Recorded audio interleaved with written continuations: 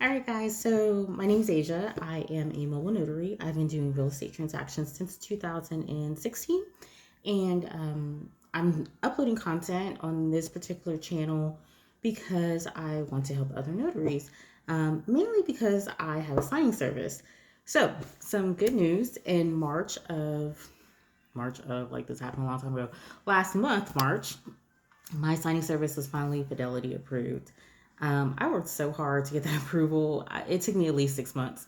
So, 6 months of emails, phone calls, changes, back and forth, following up, and I am finally approved. So, because I'm finally approved, I feel official. I've sent out a handful of appointments before then, maybe like five or six, not many, just enough to kind of do something here and there when people are asking me for notaries out of state. And luckily, it was out of state, it wasn't anything local. So I did most of them out of state and outside of the city of Houston. So nothing local, which made the challenge a little bit more, but not really.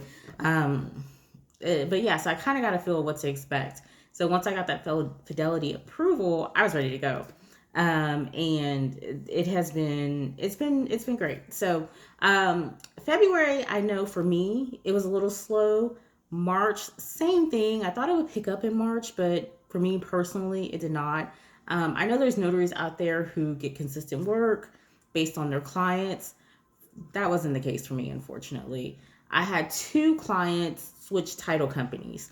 So one lender that, or one loan officer that I work with a lot, he switched to a title company that's closer to the base of his clientele. He's getting out of refinances and moving more into like cash out equity loans. And in Texas, those have to be done at a title company or a law office.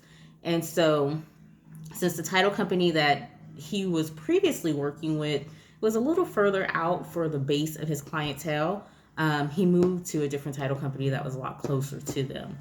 And since he's doing cash out loans right now, most of those take place in house, and the escrow officer may or may not. I don't know because I've only been asked to do one, but they may or no, actually not with her. The one that I did for them was with the current title company that I'm with now. So anywho, I haven't done any for the new escrow or the new title company that he's with, but like I said, because those are mostly done inside of the title company, they may have the resources to do them themselves instead of using an outside notary. So that took a decline, and then another client, the investor that I get a lot of my work from, he switched title companies as well. And since he switched title companies, the title company that he went to, they already had like an established notary that they prefer to work with. So I only do the appointments for that client with the new title company. I don't do any other appointments. I don't get any other appointments outside of that. And they really encourage their people to come in and do closings in house. If they don't do the closings in house, they do remote closings, and I don't have a remote, or I think it's Ron, RON. I don't have a remote notarization capacity, not yet at least. I may or may not get it. She is the first title company that I've heard of that they really do push the remote, and if they don't come in house.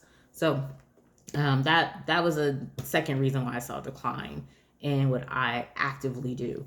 The one thing that did save me for March was my signing service approval through Fidelity. Once that was approved and I let the escrow officer know, of course, let them know they were excited and they gave me a shot, and everything has been running off ever since. It's been a really good experience. I do have very humble beginnings. I cold call my notaries. I just find them in directories. I look at their qualifications. I talk to them. Hey, how many appointments have you done? Are you familiar with? Are you comfortable with? And I kind of like that. I've gotten a feel for their attitude, their temperament, just their overall how they. I wouldn't say how they present themselves because that's not fair, but everybody that I've cold called and talked to, they're looking for work. They have their information out there on profiles for a reason, and I feel like it's a better approach than just sending out a mass text message and giving it to whoever picks it first. So I'm probably going to stick with the cold calling for a while and see how that goes, unless it just gets to be too much and I just can't do it. So I have a good list of notaries that I know that I want to work with. Out of me cold calling, I think it was only like two that kind of stood out to where I said no. I'll pass. Which is kind of odd, but I mean, hey, it is what it is. Maybe I caught them on a bad day. I don't know. I did have one notary that I did work with who decided to upcharge me 30 minutes before the appointment, and to be honest, that pissed me off. But instead of throwing a hissy fit or getting an attitude about it, I had to have a little bit of emotional intelligence and just take that loss and keep that in mind. If I had said something kind of judgy or snapped back at her, or just told her no, I wasn't going to give that to her. It was 30 minutes before the appointment. I don't have time at that point to look for somebody to print documents and get to the appointment within the appropriate time or by the time that it was scheduled. So I feel like she knew what she was doing. That was a little calculated. I will definitely keep that in mind moving forward, and it'll kind of help me make some changes. Now, another thing is when I did my first batch of payments, when I did my first batch of notaries, to pay those notaries, I used PayPal. So I don't know if I kind of lucked up and all the notaries that I use had a PayPal account, but the last 2 or 3 days I've been sending out payments and I've been having issues with PayPal. So I've not been able to like send them the money. I think I got frustrated and just decided to Zelle one girl her money, and I realized I didn't really feel comfortable doing that. Not that Zelle is a bad thing. I've gotten money via Zelle from other signing services that I worked with, but that's just people that I've been working with for a long time. And they paid me, so they kind of knew that I wasn't going to be somebody that says, hey, I didn't get my money. I don't know this girl. She might come back and say, hey, I didn't get my money, even though I have a confirmed. So, I mean, Zelle is just one of those people, or Zelle is just one of those things that if somebody says they didn't receive payment, I think that it can be disputed or it cannot be disputed or something like that. It's just weird. So I probably will move away from sending people money via Zelle unless I've worked with them long enough to know, like, okay, this is probably a credible person, and I'm okay, and I feel comfortable doing it for my benefit. But yeah, it's been a positive experience. I even talked to the escrow officer about it the other day, and she was excited for me. So that's the thing. You want people to be excited for you in your business, and I feel that I'm very fortunate and blessed to have somebody rooting for you.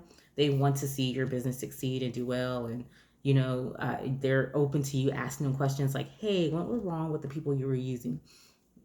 Because I knew they were having issues with the current signing service that they were using over the years, but I just kind of want to make sure I didn't make those same mistakes. So we'll see how April goes. I know March, again, saved me because of the signing service. We'll see how good April is, and hopefully, it kind of picks up for me personally as well.